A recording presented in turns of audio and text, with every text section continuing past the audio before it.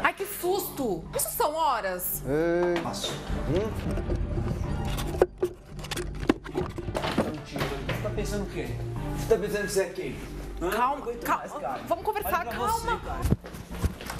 Que isso, Karen? Karen! Abre essa porta! Karen! Karen!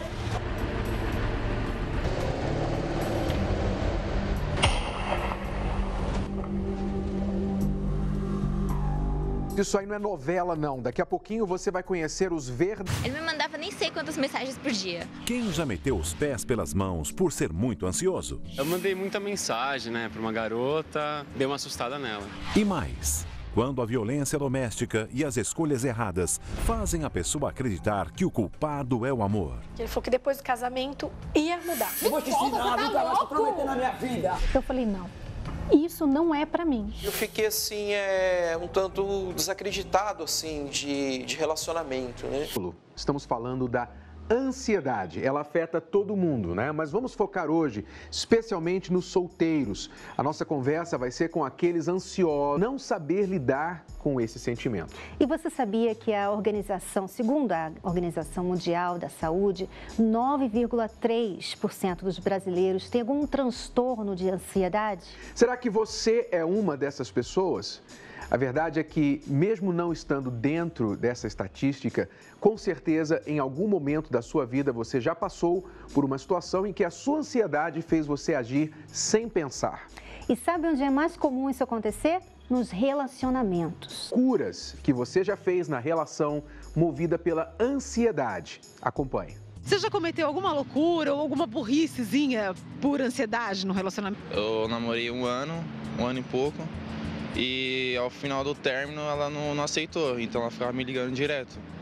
Eu gostava dela, mas a ansiedade dela acabou atrapalhando. Considero bastante ansioso. Já fiz umas besteirinhas assim, sabe? Eu mandei muita mensagem, para uma garota.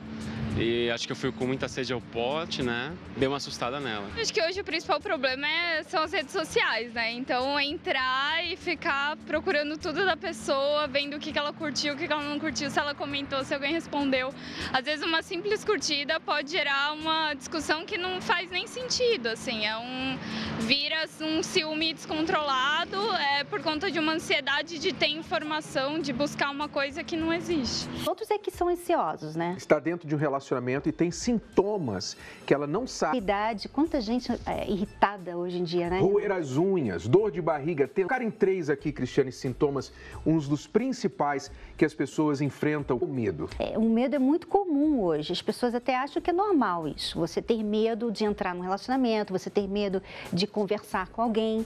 Então, a ansiedade, isso, por trás desse medo, há uma ansiedade. A pessoa, o medo é natural a qualquer ser humano, mas estamos falando de um medo acima do normal, em que a pessoa refere-se a traumas, a situações que ela viveu ou que ela viu acontecer com pessoas muito próximas e ela então teme que aquilo venha acontecer com ela, por isso ela se retrai, ela não entra em relacionamentos, etc. Então o medo é um grande sintoma da ansiedade. Temos também a impulsividade. A impulsividade, claro, a pessoa que é ansiosa, ela não vê a hora de uma coisa acontecer ou ela teme que algo venha acontecer. Então, isso faz com que ela se torne uma pessoa agitada, uma pessoa impulsiva, nervosa, precipitada.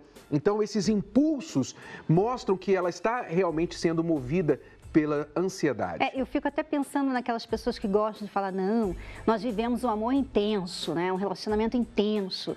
E você sabe que esse relacionamento intenso vem da ansiedade. Porque você não pensa muito, você simplesmente se entrega. Não, vamos viver o hoje, você se entrega totalmente a outra pessoa, você se dá, você vai morar junto logo de cara. E é uma ansiedade, na verdade, muitas pessoas não sabem que, por exemplo, ela pode estar em um relacionamento agora, hoje, só por causa da ansiedade que ela sentia de ficar sozinha. A solidão e ver as outras pessoas, os amigos, todos em relacionamento, fizeram com que ela ficasse preocupada, então pegasse a primeira pessoa que aparecesse. Então, num impulso, ela começou um relacionamento. Hoje ela está sofrendo e não entende como pode sair dessa relação que ela iniciou por causa de uma ansiedade. E o último sintoma aqui, a dúvida. A dúvida é um sinal da ansiedade. Por quê, Cristiane?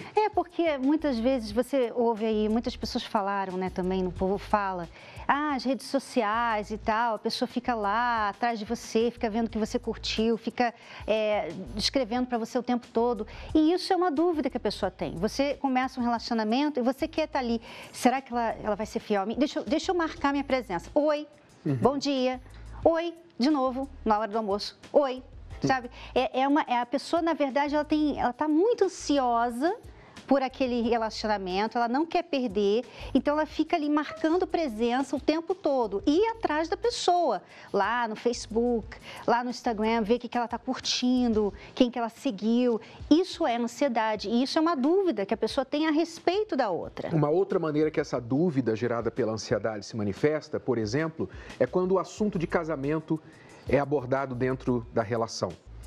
Quando fala a palavra casamento, a pessoa logo fica ansiosa e a dúvida que ela tem de dar errado, de sofrer, como ela viu os pais sofrerem, pessoas lá atrás que ela conheceu na família, então a ansiedade dela promove a dúvida e ela fala, não, agora a gente está tão bem, para que falar nisso? Vamos falar sobre isso depois, não quero pensar nisso, o casamento é só um pedaço de papel. Ansiedade, que gera uma dúvida sobre um compromisso mais sério. Bom, a ansiedade, ela também, por causa da insegurança e de atitudes e decisões mal pensadas, ela acaba levando muitas pessoas a um relacionamento abusivo. Exatamente, ela é a porta de entrada, pode ser a porta de entrada para relacionamentos abusivos. Acompanhe só essa reportagem desta pessoa. Não consigo dormir porque eu fico a querer aquele medo, né, o tempo todo. A violência doméstica é uma realidade e nem as famosas conseguem escapar disso. Recentemente, a modelo Luísa Brunet acusou o ex-namorado, o empresário Lírio Parisotto, por agressão. Luísa denunciou o ex à justiça e contou que levou socos, chutes e teve 4 costelas quebradas durante uma briga com o empresário. O caso está sob investigação. Outra que revelou ter sofrido foi a cantora Gretchen. Em sua biografia, ela contou que também foi agredida pelo ex-marido, Cláudio Farias, que é o pai de seu segundo filho. A rainha do rebolado revelou que apanhou diversas vezes e que já foi ameaçada com uma arma pelo ex. Eu era agredida todos os dias, agredida de verdade, eu era espancada. Às vezes minha mãe chegava em casa e eu tava com marcas na cabeça, marca nos braços, no corpo, e ele dizia que se eu contasse eu apanharia mais. Mas como será que fica o psicológico de uma pessoa que sofreu esse tipo de agressão, justamente de quem deveria protegê-la? Nós conversamos com uma mulher que foi vítima do ex-marido. Ela está sob medida protetiva concedida pela Lei Maria da Penha e, por isso, não pode ser identificada. Tenho medo o tempo todo, eu sair de casa, e me atrapalhou o meu trabalho, eu fui mandada embora, não consigo dormir porque eu fico a querer aquele medo, né, o tempo todo. Qualquer hora ele vai aparecer, qualquer hora ele vai chegar aqui na porta de novo, vou sair, ter que ficar olhando se tem alguém perto de casa, se ele está me seguindo. Uma mulher que passa pelo que eu passei, é um trauma que a gente leva um bom tempo, ou anos, né, pra gente seguir a vida normal, né? Depois que a mulher vai à delegacia e faz a denúncia, a justiça tem até 48 horas para analisar qual proteção ela pode ter. O juiz pode determinar que o agressor fique longe da vítima ou até mandar prendê-lo. Porque a gente fica com medo, com aquele trauma e não procura ajuda, né? Se elas procuram ajuda, eu tenho certeza que ela vai ter o direito dela, né? Como eu estou correndo atrás do meu direito, né? Na aula de hoje, nós queríamos focar neste ponto aqui. Olha só, os amantes erram e o amor leva a culpa. Você viu aí no caso dessa pessoa que sofreu um relacionamento abusivo, ainda está lidando com as consequências desse relacionamento abusivo, mas que por muito tempo, como é comum a uma pessoa que vive uma relação assim, a pessoa acha que isso é amor, esta de abuso, e não conseguiu sair dessa situação por 6 anos, não é isso, Karen? Bem-vindo ao programa. Bem-vindo. Foi isso mesmo, não consegui sair dessa relação, porque eu acreditava. Ah, aconteceu hoje? Ah, desculpa, não vai mais acontecer. Passava-se uma semana, acontecia até pior. Ah, não vai acontecer de novo. Aí passava 15 dias e isso foi aumentando o abuso, né? Porque antes era só... Existe um pano de fundo, né, para você? Porque as pessoas, às vezes, toleram muita coisa, porque lá atrás elas passaram por muita coisa também. Nós vamos conhecer um pouquinho. No começo da minha infância, ela foi uma família, assim, normal. Era uma família aparentemente perfeita. Nunca presenciei uma briga dos meus pais, uma discussão deles. Isso não existia dentro de casa. Até que o meu pai, ele precisou trabalhar em outra cidade, foi para Bahia, para Salvador. No começo, quando ele precisou mudar de cidade, até que a gente não sentiu no primeiro ano, porque ele vinha todo final de semana, ele vinha depois a cada 15 dias, aí depois a cada um mês, daqui a pouco a cada 6 meses, e daqui a pouco já não para ele. Então, minha mãe trancou a nossa matrícula na escola e nós pegamos um ônibus e fomos... Foi um choque, porque minha mãe estava descendo de dentro do ônibus, né? A gente não estava entendendo nada do que estava acontecendo. Minha mãe desceu a escadaria. E aí a gente voltou para trás. Aí foi onde começou a gente passar necessidade, porque ele abandonou a família. Quando nós fazíamos a ligação para ele, para saber como ele estava, tinha uma mulher que atendia o telefone, mas era a faxineira, a arrumadeira, até que minha mãe chegou a pôr um ponto final. Minha mãe falou, olha, você tem que vir para cá e a gente decidir a nossa história. Aí foi feita até uma separação amigável. E nós fomos crescendo, a nossa vida foi mudando. Bom, eu descobri que meu pai estava desempregado e eu fui buscá-lo. Embora separado da minha mãe, mas sempre com muito respeito, ele veio morar com a gente, porque ele não tinha para onde ir. Foi outra fase difícil para mim. Era um sonho meu ter alguma coisa. E eu montei uma lanchonete. Só que eu precisava de um valor um pouquinho a mais para comprar e deixar já estocar. Porque ele, tudo que eu tinha juntado durante o ano já tinha se esgotado. Ele, não, filha, tá aqui, vai lá e compra, né? Os seus negocinhos no supermercado e vamos tocar junto, eu vou te ajudar. Porque você tá nova ainda, né? Você não sabe tocar um negócio sozinha. Uma semana durou. Tudo isso. Meu sonho caiu de novo. Meu pai roubou a lanchonete de mim. Ele passou tudo pro nome dele. Eu nunca apanhei tanto na minha vida como eu apanhei nele daquele dia. Porque eu falei, o senhor me roubou. E ele me bateu. Ele bateu tanto em mim, na minha cara. Aí aquilo, meu chão abriu. Foi uma decepção muito grande, porque eu não imaginava que ele fosse fazer isso com a gente depois de tanto tempo longe da gente.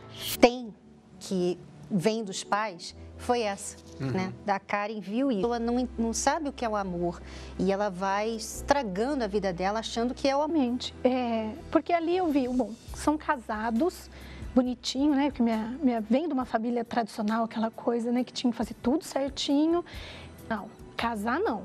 Vamos morar juntos, eu não vou sujar minha certidão de nascimento, eu vou ficar só com aquele meu nome mesmo, não vou colocar um outro nome. E isso eu arrastei isso firme. É interessante porque morar junto, né, você vai estar na mesma situação, né, de casada, né? Você vai estar morando com a pessoa, você vai estar vivendo com ela, compartilhando a vida com ela, né? Mas as pessoas pensam que... Instituição casamento. E o problema não está com a instituição casamento, como também não acredito em amor, desistir do amor e estou desacreditada do amor. Não é o amor que faz essas coisas, são as pessoas que erram, vão errando umas com as outras e aí vão culpando os que não são culpados. Então você cresceu nessa situação e aí você começou a entrar em relacionamentos que também foram causando exatamente aquilo que você temia.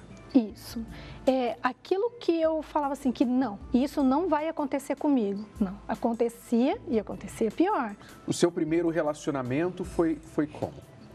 O meu primeiro relacionamento foi com um noivo de infância, né? E que também tinha um perfil assim, casou, mulher não trabalha fora.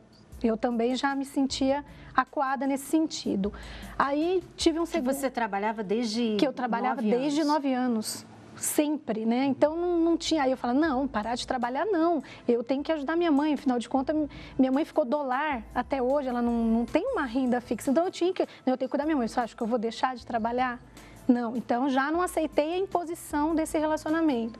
Parti por um outro relacionamento, que esse relacionamento me dava migalhas de uma atenção e eu acreditava que aquela migalha supria as outras coisas que seriam melhores. É interessante, Karen, porque quando você viu um mau sinal no primeiro relacionamento, você, não quero isso, eu não quero ser do lar, eu tenho que cuidar da minha mãe, eu não vou fazer isso. Então você logo saiu, né?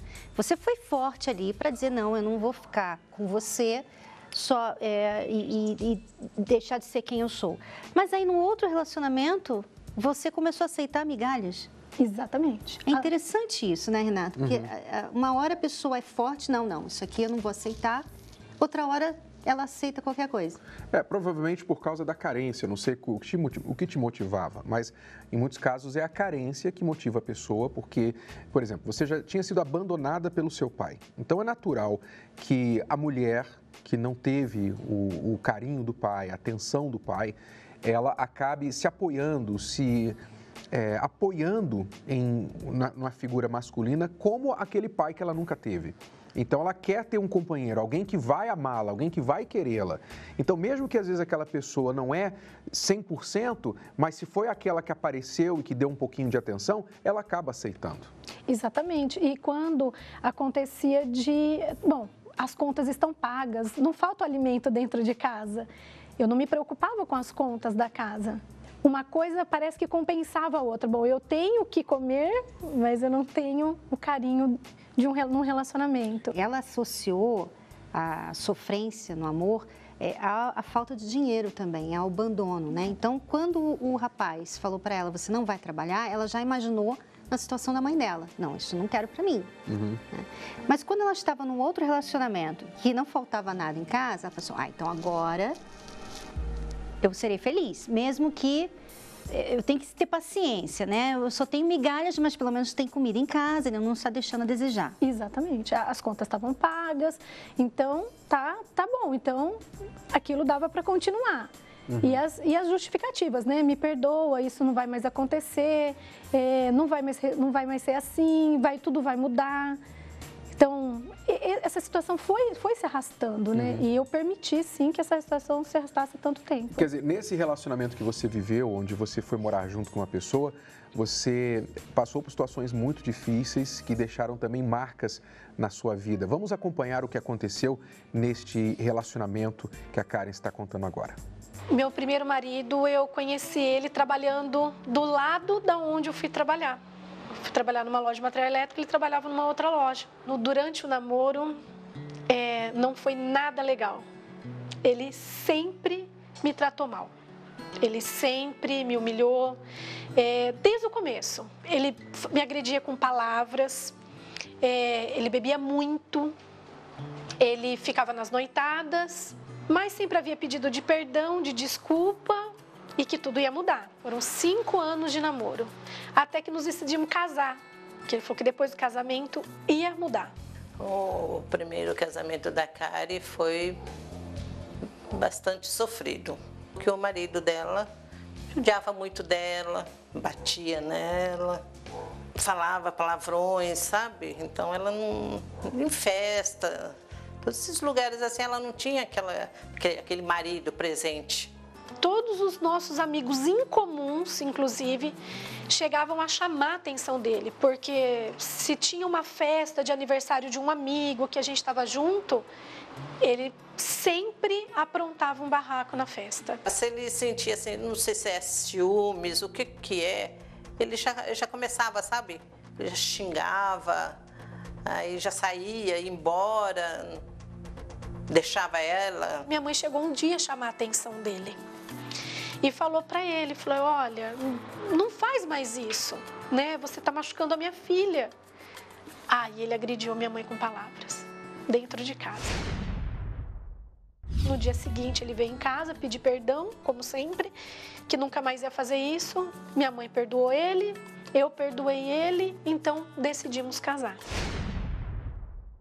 Em vez de melhorar, ele piorou. Peraí, Karen, você disse que não queria casar. Vive um relacionamento turbulento por 5 anos, é isso? Sim. E depois pensa, não, deixa eu casar que vai resolver. Como assim? A gente acredita nas falsas promessas, né? Vai mudar. Mas ele prometia isso, depois de casar eu mudo. Mudo. Foi assim, não, casou, não vou mais sair, não vou mais beber, a gente vai estar junto. E eu acreditei. Eu acreditei nisso daí. Éramos jovens, né? Então... Quer dizer, o casamento deixou de ser vilão para você para ser mágico, né? Ó, o casamento vai mudar o meu marido, o meu companheiro. E não mudou, claro que não mudou, só piorou, né? Só piorou. Que piorou aconteceu? Muito. Depois das agressões verbais, que né, era muita agressão verbal, começou a vir as agressões físicas. E as agressões físicas eram constantes. Então, se chegava em casa e estava bêbado, eu abrisse minha boca e falasse assim, onde você estava? Pronto. Ali já era um motivo. Não, eu só queria saber o porquê. Para de cuidar da minha vida. Que saco, todo dia isso. Eu não aguento mais você. O que você vai fazer? O que eu vou fazer? O que eu vou fazer? Me Eu vou te solta, ensinar, você tá nunca mais te louco? prometer na minha vida. Tu vai aprender, viu? Cuida da minha vida. Solta, você é louco, meu. Tá, toca.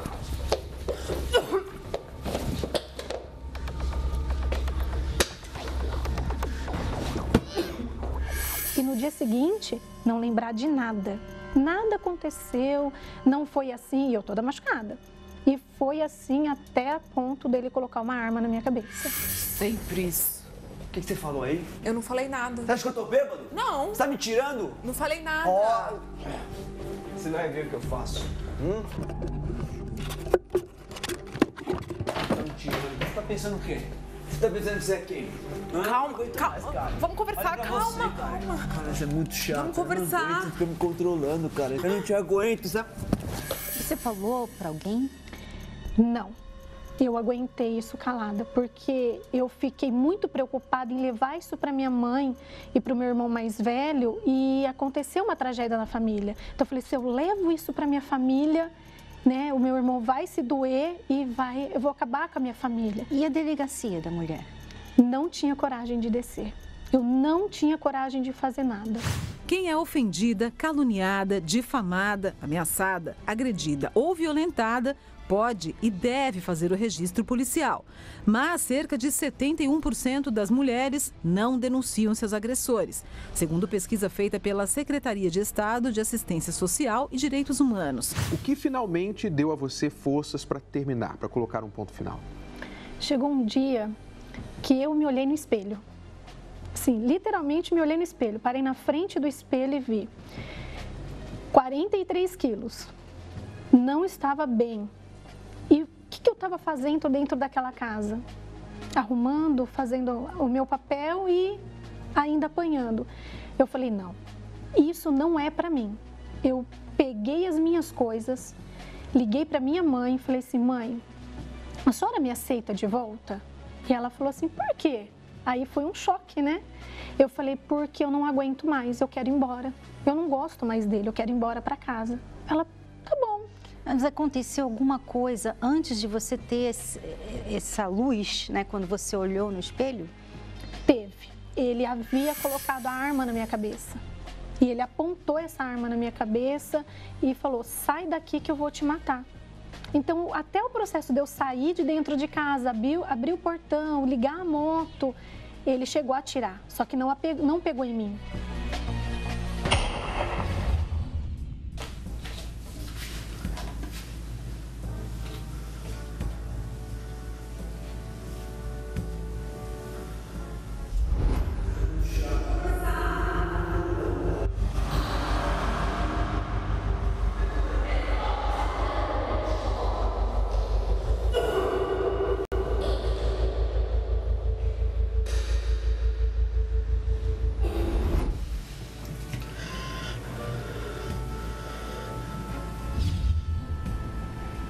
Alô, mãe? Tudo bem? Eu tô precisando da sua ajuda. Eu vou embora daqui, eu vou me separar. Ali eu pus um ponto final e nunca mais voltei. Mas as marcas ficaram, você novamente ficou com medo de se relacionar. Quer dizer, aquele temor que você tinha lá atrás, de que se você se casasse, poderia sofrer, como você viu a sua mãe sofrer com seu pai, se tornou realidade. Agora você tinha aí na sua bagagem um casamento destruído, né? E muitas marcas até físicas de um relacionamento que culminou com vários abusos. Quanto tempo você ficou sozinha, não querendo nenhum relacionamento? Eu fiquei 5 anos sozinha, porque ali eu já vi a imagem do homem que não tem casamento. Não tem um homem ali que pudesse realmente ser um marido, né? E não simplesmente fazer um papel de homem, não, ser um marido. Eu falei, não tem. Então, eu me isolei de relacionamento. Isso que você está falando é muito comum. A gente recebe vários comentários, e-mails de pessoas assim. E é interessante porque as pessoas, às vezes, elas pensam que saindo do relacionamento, elas estarão resolvendo o problema. Não, eu resolvi meu problema. Só que não resolveu o problema, porque ela está levando o problema com ela. Você deixa agora de ter um relacionamento, você deixa de ser feliz, você deixa de ter a sua família porque você teve um relacionamento ruim. Né? Quer dizer, você não resolveu o seu problema, porque agora você está sozinha como você estava. Você ficou 5 anos sozinha, tendo raiva de muitos homens, né? Aliás, de todos os homens, achando que todos eles são iguais, né? Quer dizer, você tinha ainda o problema. Talvez você não estava passando pelos abusos que você passava, mas você estava ainda se sentindo abusada. Quer dizer, tanto não resolveu que você ainda entrou em outro relacionamento que também não deu certo, depois desses 5 anos. Sim, aí passou os 5 anos, eu reencontrei uma pessoa, né? Um amigo, e... só que era um gentleman, né? Que ele abre a porta do carro, ele era uma pessoa educada, foi em casa, me pediu em namoro, foi em casa, me pediu em casamento. E então eu falei, esse é diferente. Falei, agora eu encontrei a pessoa certa. E não deu certo por quê? Chegou um dia, ele ligou para mim, no serviço, eu trabalhando, 11h30 da manhã, ligou, achei que era uma ligação. Né? Oi, bom dia, amor. Não, some da minha vida, não quero te ver mais. E foi isso? E foi isso. Ele sumiu realmente, eu não vi mais ele. Não tinha momentos assim pontuais em que ele dava sinaizinhos estranhos, não? Eu não percebi, porque ele sempre foi uma pessoa muito educada. Então foi um choque, porque aparentemente eu não percebi. Ou se deu, eu estava tão encantada com aquela nova situação, com aquilo que eu nunca tinha vivido, então eu nem observei. Aí é que está, né? Possivelmente você embriagada com uma coisa que que você nunca teve, você não prestou atenção ou não quis ver nada, né? Porque é muito difícil que em 2 anos uma pessoa assim não tenha dado sinais de que alguma coisa estava errada ali. Eu fico lembrando do caso da sua mãe, porque você disse, quando você estava falando da sua infância, você disse assim, meus pais nunca brigaram. Meus pais nunca brigavam, era muito legal. E aí, de repente, meu pai arrumou um trabalho em outro lugar e, de repente, ele sumiu da nossa vida.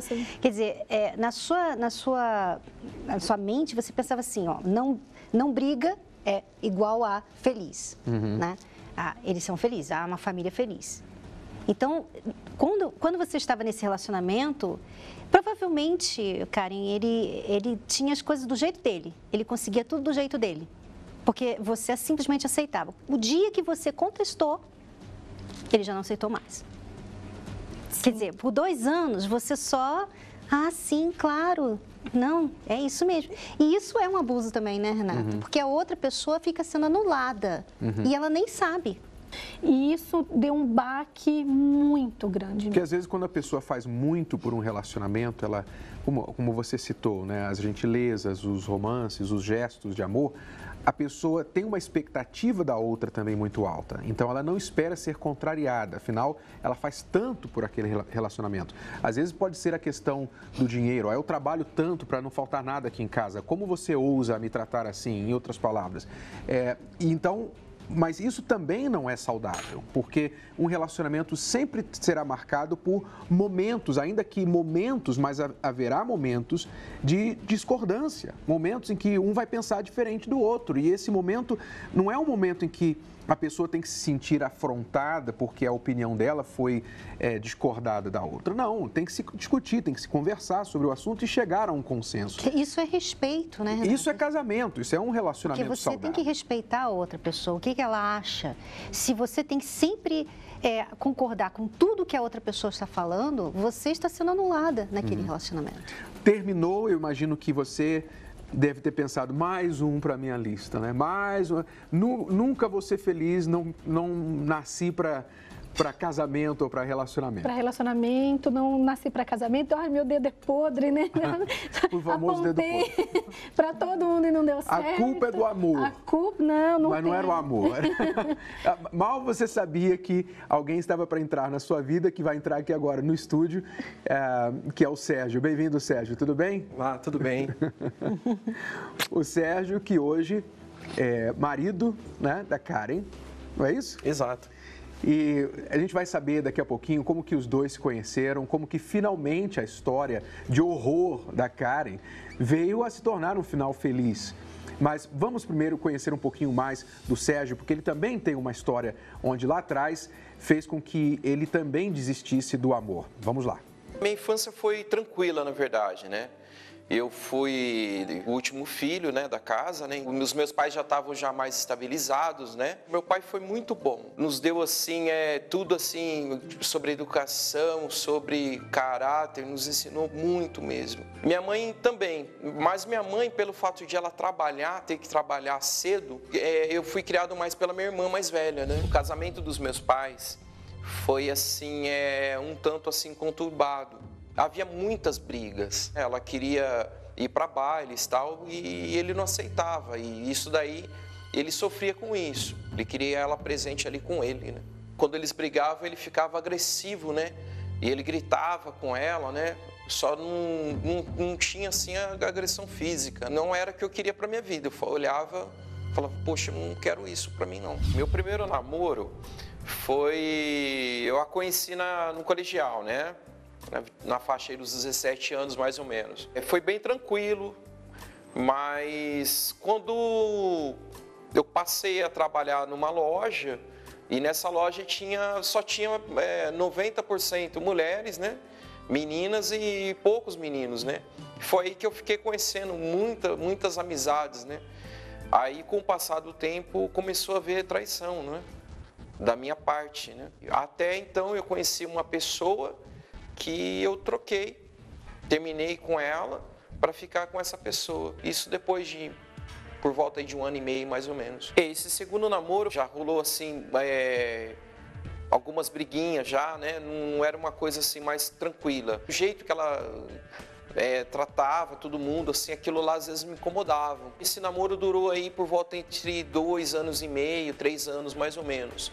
Aí eu fiquei um tempo sozinho, e foi aí que eu conheci essa ex-noiva minha, que essa ex-noiva já foi um relacionamento já que durou aí por volta de uns 4 anos.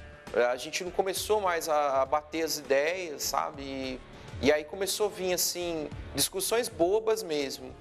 Mas a gente, assim, eu já não estava seguro, assim, para partir para o casamento. Depois que eu terminei esse noivado, aí eu fiquei, assim, um tanto desacreditado, assim, de relacionamento, né? Foi aí que eu decidi, assim, olha, eu não quero mais namorar e não quero mais compromisso sério com ninguém. Quer dizer, até os 30 anos você namorava e tal, pensava em alguma coisa séria, sim, mas depois de tantas decepções você também concluiu, bom, acho que não quero mais nada. Não é para mim, e só continuou ficando com pessoas. Exato. Eu cheguei a pensar, eu falei assim, poxa, eu não acredito mais no amor. Eu acho que não há amor, não acreditava também nas pessoas, né? Na fidelidade, na sinceridade. Eu falei assim, poxa, não existe mais isso também. Mas, Sérgio, você foi infiel. Exato. Os amantes erram e o amor leva a culpa, é o que a gente está falando. Né? Mas era assim, não conseguia. Eu achava que, como eu fazia, né? Então, poxa vida, vão fazer comigo também. Entendeu? Então, foi se estendendo o tempo e a partir dos 30 foi só relacionamento periódico mesmo.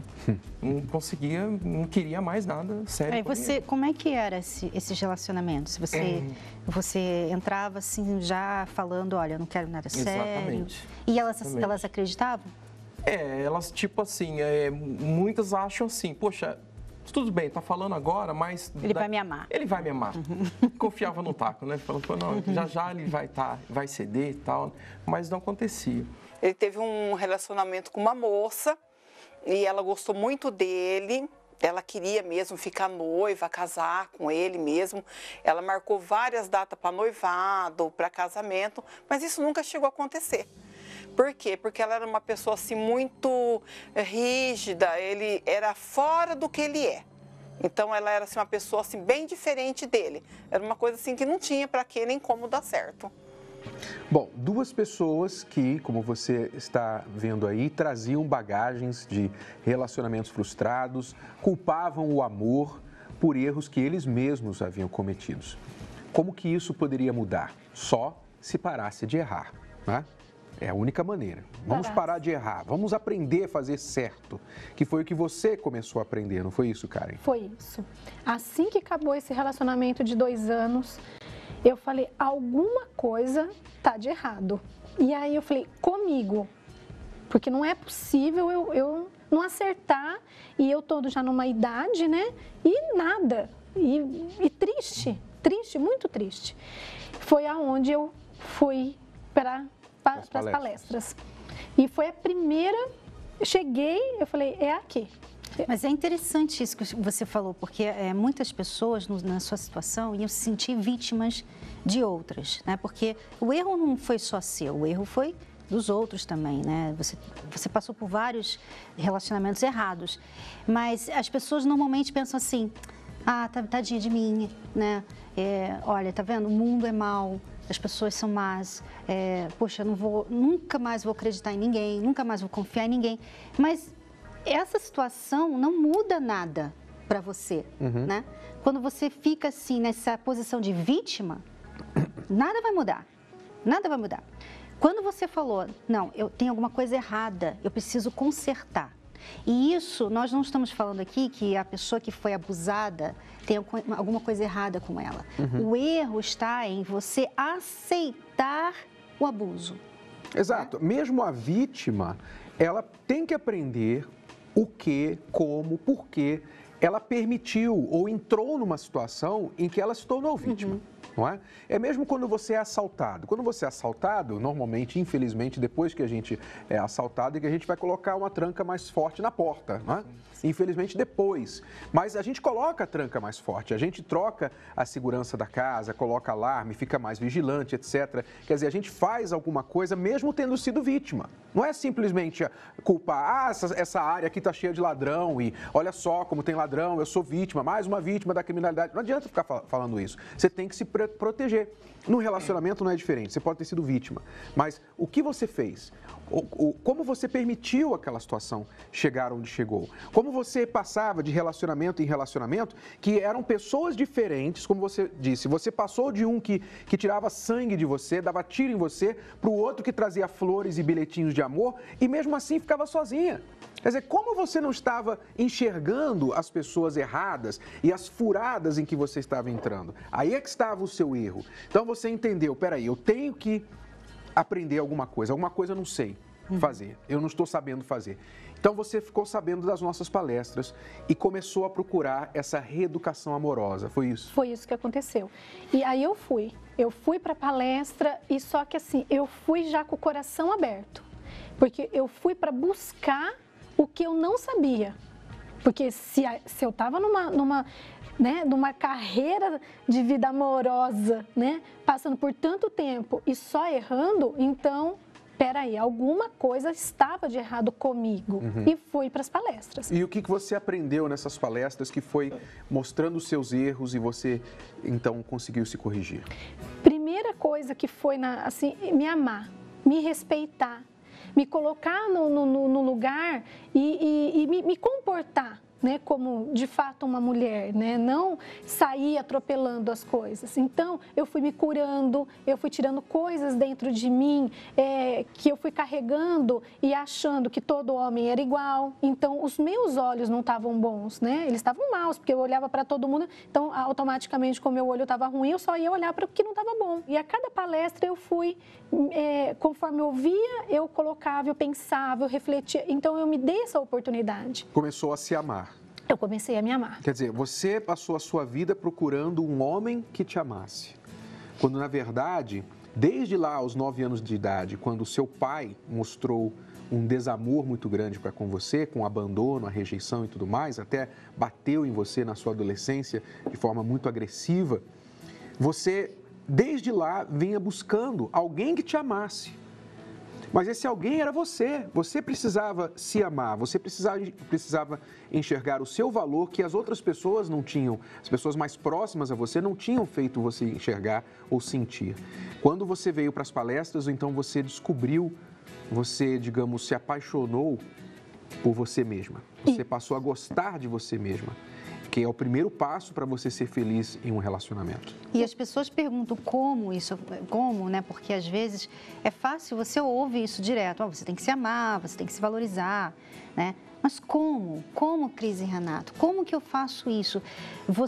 Foi um processo, né, Karen? Porque não é assim, vem na palestra um dia e você já sai se amando, né? Não, cada semana. Isso foi fazendo com que eu fosse mudando por dentro. É uma reconstrução do eu que nós falamos. Isso. Uma reconstrução do seu eu. Então, você teve de se refazer como pessoa, como mulher, para que você pudesse, então, se valorizar e poder escolher bem e ter os padrões necessários para que um homem pudesse alcançar esses padrões e te tratar bem dentro de um relacionamento. Foi aí que o Sérgio entrou na história? Foi isso? Foi. Mas antes aconteceu algo, né? Porque você estava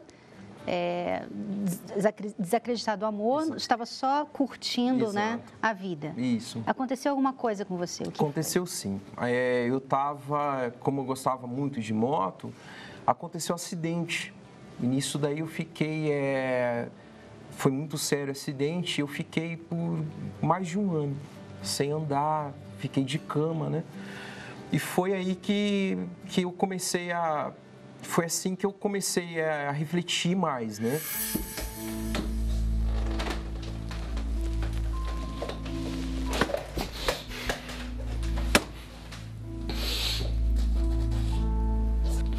Situação, hein, Sérgio?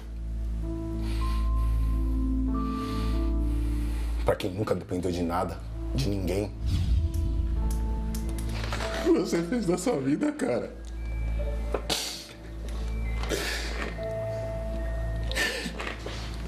Tá feliz assim?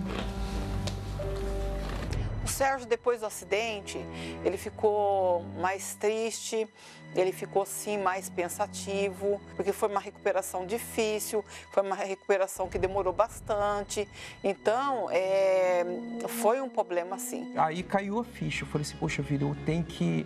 A idade também já estava por volta dos 40, e foi aí que eu comecei a ir nas palestras, e foi aí que eu comecei a cada momento, buscar pela minha vida sentimental. Quer dizer, você, durante aquele um ano que você ficou acamado por causa do acidente, você percebeu que não tinha ninguém para cuidar de você. Exatamente.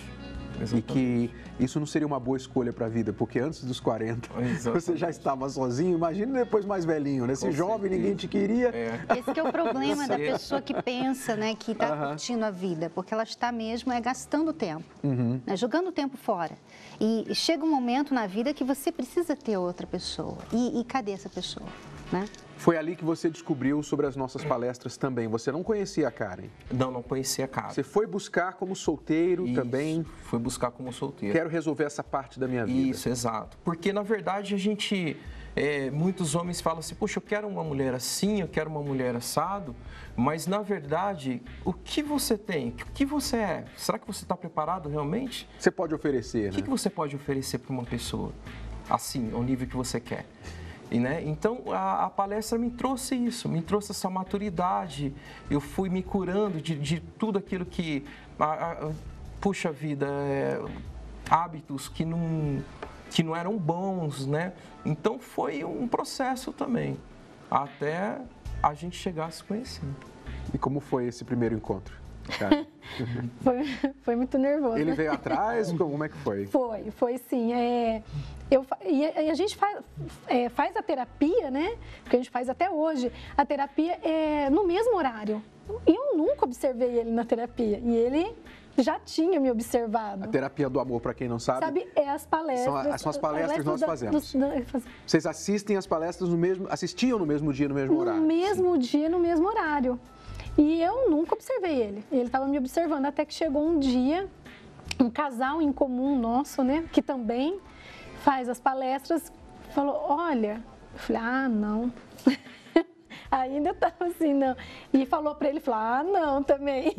Mas ainda tinha, né? Porque aquele, como que eu chego, né? Porque era já diferente, não era... Era tudo diferente. Aí ele mandou uma mensagem para mim e assim a gente começou a conversar. Você vê por aí que não havia ansiedade, né, Renata? Não foram intensos, já começaram a namorar a partir do primeiro dia que se conheceram. Não, vocês foram se conhecendo primeiro. Foi passo a passo. E o que acontece, para muita gente que não sabe, quem vem às palestras, os solteiros que vêm às nossas palestras, aprendem a fazer exatamente isso que a Karen está falando agora. A fazer as coisas com a cabeça no lugar, com os pés no chão, sem ansiedade, sem pular etapas e exatamente como testar a outra pessoa, como conhecer de fato a outra pessoa e se deixar conhecer também, para você não entrar numa canoa furada, né? Então é isso que vocês aprenderam, porque experiência de relacionamento vocês já tinham, mas só experiências ruins. Não é? Então não adianta a pessoa dizer assim, eu já tive muitos namorados, já tive muitos namorados. Sei fazer isso. Eu sei como é que funciona. Não, você pode saber como funciona errado. Mas o certo ainda não sabia. Então, vocês aprenderam na palestra, então o namoro de vocês, esse período inicial de contato, depois um namoro, eu creio que foi totalmente diferente do que vocês estavam acostumados. Totalmente, né, amor? Totalmente. Foi a escolinha, né? Foi passando de ano. Então, nós fomos vendo objetivos. Qual o seu gosto? O que você gosta? Qual que é o seu objetivo de vida? Onde você quer chegar? O que você quer fazer? O que te magoa? O que não te magoa? Nós fomos nesse processo, né? Aprendendo. Numa dessas palestras, aquela 21 semanas do amor. Então, a gente com o caderninho, a gente anotando as palestras.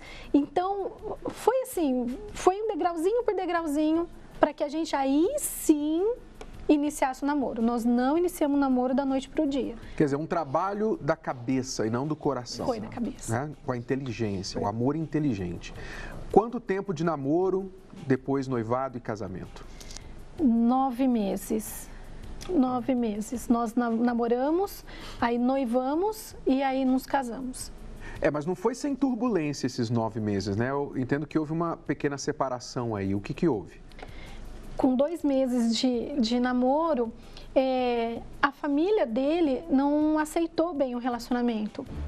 Eu nunca fiz nada para atrapalhar o relacionamento deles, mas eu andei brigando com a tia Karen, sim, no começo, e brigava mais era com o tio. O tio brigava bastante. Eu falava para ele assim, agora você não vai ligar mais para mim, você vai ficar só atrás da tia, você vai esquecer que eu sou sua sobrinha. Esse tempo todo você não dava muito valor às mulheres que você se relacionava, né? E de repente você estava dando valor a uma. Exato, eu estava dando atenção, né, para uma pessoa, né? E elas falavam assim, poxa, mas agora você está namorando, você vai namorar agora sério? Agora você não vai mais vir em casa agora. Puxa vida, perdemos o irmão e tal, né? E então foi isso daí. Agora com essa idade vai querer casar, vai querer alguma coisa séria? Exatamente, sempre falavam isso. Mas tinha uma pessoa que eu tinha um relacionamento também esporádico com essa pessoa e ela era muito amiga da minha família. E aí rolou assim, uma confusão, um monte de fofoca em relação a ela. E aí foi que eles pegaram e ficaram assim, raivosos com ela e ficaram, poxa, essa pessoa não é para você. E... É outra razão porque você não deve ficar tendo vários relacionamentos por aí, porque aí vai que uma quer se vingar, né, Renato? E aconteceu. Aconteceu com vocês. Aconteceu. Alguém não quis que vocês se unissem. Exato. Eu briguei com a Karen, eu falei coisas para ela que eu não devia ter falado, eu chateei, eu magoei a Karen.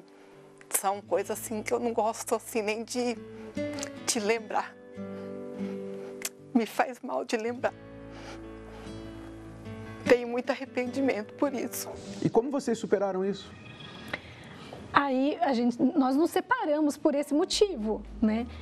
E aí nós descobrimos uma outra coisa que ainda não havia trabalhado dentro da gente. Ele, o orgulho, e eu lidar com essa situação. Porque eu falava, poxa, mas você tem que ver, não é assim, estão falando uma coisa que não é verdade. Olha, você tem que tomar uma atitude. E ali eu, poxa, então... Aí era uma outra coisa que tinha que ser trabalhada dentro de mim e ele tinha a parte do orgulho, porque ele não deu o abraço torcer. Tipo, eu gosto dela, eu quero ficar com ela, mas também não vou. Eu dava conselho para Karen, para não desistir, para lutar e que a verdade viria à tona. Nós continuamos fazendo as palestras. Se via nas palestras, ele sentado de um lado, eu sentado de outro, mas e aí a gente viu, falou, nós estamos errados. Aí ele me procurou. Vamos conversar? Aí resolveram esse problema? Resolvemos. A sua família já passou a aceitar a Karen? Passou, ela foi assim, por degrau, né? Foi por degrau. Eles começaram a ver ela, viram que não tinha nada a ver com o que eles pensavam, né? E, poxa, e hoje eles são apaixonados por ela. Quando o Sérgio reatou com a Karen, eu fiquei muito feliz, porque aí ele voltou a ser a pessoa que ele era, aí eu passei a entender como que funcionava, e aí eu gostei, porque daí eu praticamente ganhei uma tiona, era o que eu não tinha. Foi uma construção familiar aí. Quer dizer, até isso foi bom ter acontecido, porque...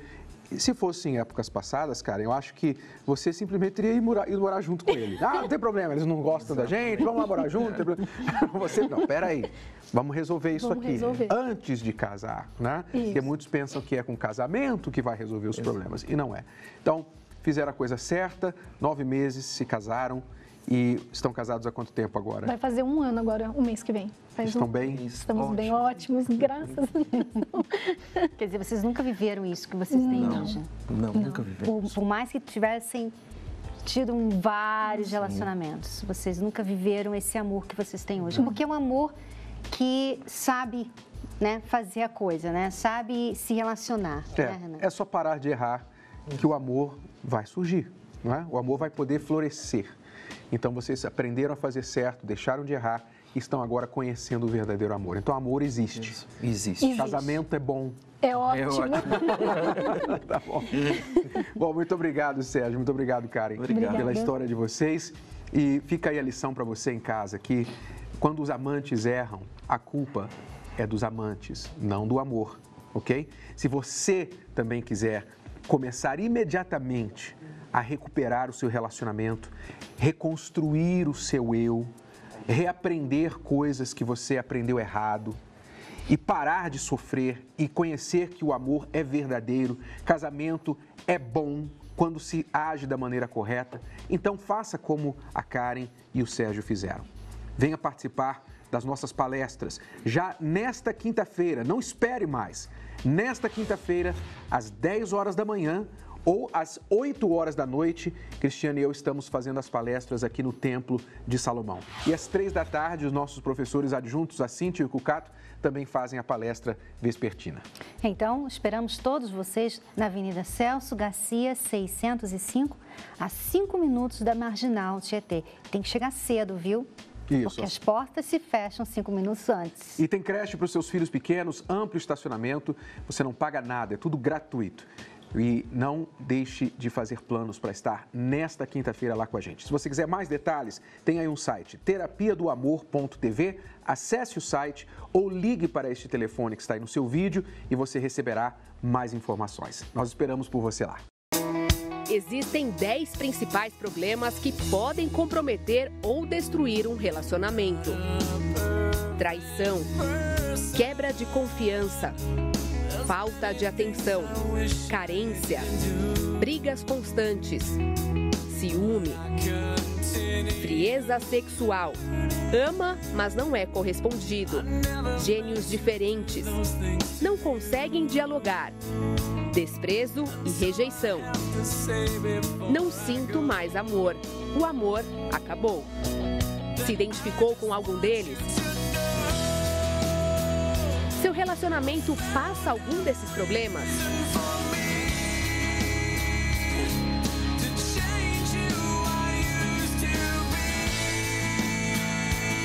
É possível vencê-los. Participe da Terapia do Amor, nesta quinta-feira, às 10h20, no Templo de Salomão, Avenida Celso Garcia, 605, Brás. Mais informações, acesse terapiadoamor.tv. Não perca tempo, a palestra é gratuita. It's a wonderful show.